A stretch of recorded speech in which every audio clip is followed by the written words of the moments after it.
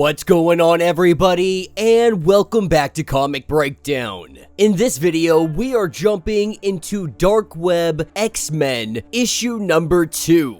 This will be part 9 of Dark Web. What we saw in the last issue is the likes of Cyclops, Magic, Jean Grey, and Havoc. They have all been brought to Limbo. They are now in the captivity of Madeline Pryor. And after the events that took place in Venom Dark Web, Madeline Pryor now has a Cerebro drive. With the mind of 10 different mutants inside of this drive, we are gonna find out exactly what Madeline Pryor has been going after. Now, make sure you guys have subscribed to the channel, make sure that you like this video, and with that being said, let's dive into this breakdown.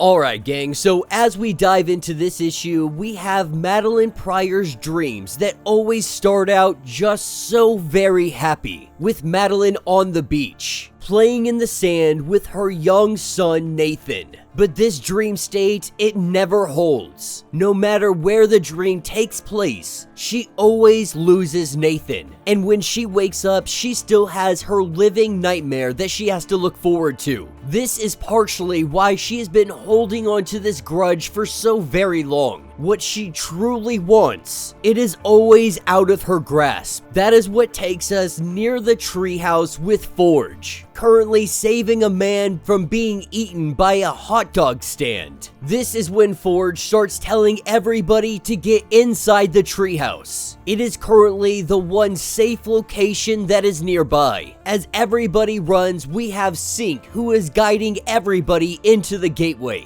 taking us back down into Limbo, with Madeline Pryor looking at the Cerebro drive. She is currently using her magic to attempt to open up one of these drives. The drive that could hold any number of devastating secrets about a number of mutants. Being able to open it up, this is where she begins to access the Cerebro backup of Jean Grey. She wants to be taken to the first day that Jean Grey ever held Nathan for the very first time. But what she quickly learns, that this is just a black box. It will tell you a what, it will tell you a when, but it has nothing of what Jean had felt when she was living that life. To be able to unlock it, she's gonna have to go into the mind of Jean Grey. This is where we have a young Jean Grey and a young Magic. They are both waking up in some kind of dreamscape.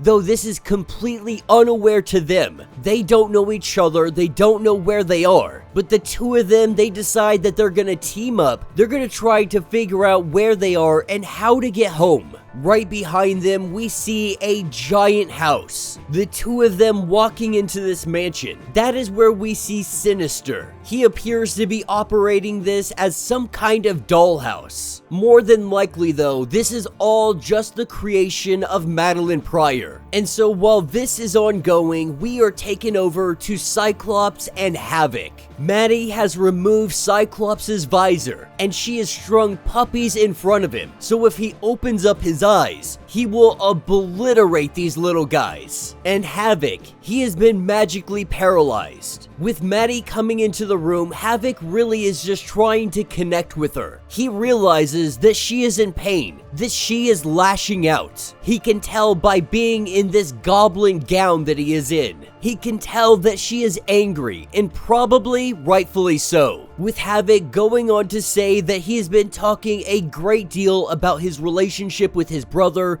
everything that happened with him and Maddie, all of it. He has been talking to a therapist. And this actually shocks Madeline Pryor, not believing that he actually went to therapy. What Havoc wants to do is he wants to help her. And Madeline lets him know that she doesn't need his help, and plus, this is the X-Men, which means this has to be some kind of trap. This is when Havoc lets us know that he is quitting the X-Men. This is not where he believes that he belongs. Believing that Forge put him on this team so that he would be a headache for Cyclops. He does believe that he should be on a X-Men team, but he doesn't believe that it should be this X-Men team. With Madeline Pryor considering the offer of help, she goes to prepare a spell, picking back up with a young Magic and a young Jean Grey. As they make their way through a temple, they run into Apocalypse, but Magic, using a stick, she hits him and he turns into bugs. This is where they are learning that this has gotta be some kind of nightmare. But from a break in the wall, that is where they hear a voice calling out for help. Running down through the corridors, this is where they find Madeline Pryor. After saving her from a bunch of demons, little nightcrawlers that were attacking her, this is when she asks both Jean Grey and Magic for help in opening up this drive.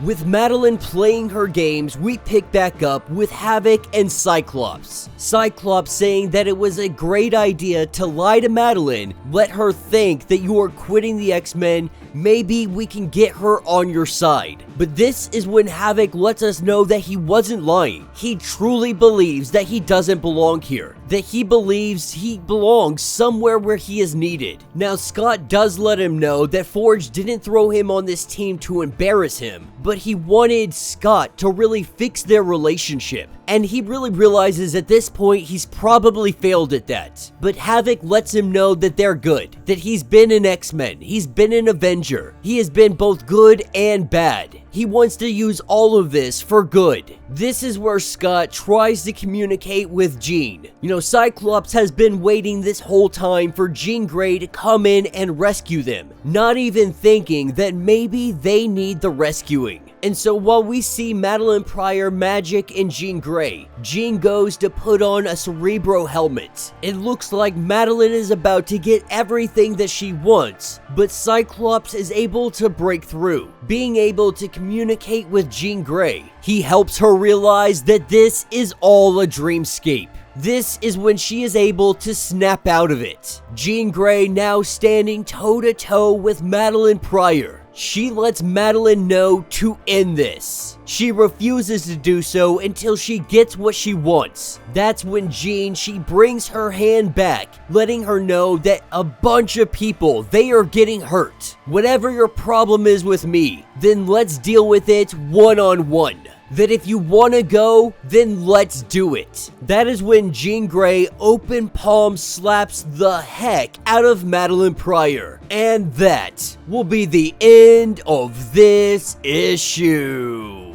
So let me know what you guys think down in the comments. So far, Dark Web, it has been relatively interesting. I like the idea that Madeline Pryor, that individuals like Ben Reilly, while they are doing evil acts, they are being the bad guy. That's not necessarily the reason that they're doing it. They're not just doing it because they're bad people. Madeline Pryor, she has had so much stripped away from her. She has been discarded as really nothing more than a clone. And by all appearances, the only thing that she truly wants is those memories. Those memories of Nathan, the life that she believes she should be living, which she feels was taken away from her. Because Jean Grey, she gets it all. She gets the power, the love, the family, all while Madeline Pryor sits down in limbo, alone with nobody. It really goes to show how we have discarded certain characters for the original to pop back up, like Peter Parker, like Jean Grey. These people come back into the picture, and the clone, the replica, is thrown to the side.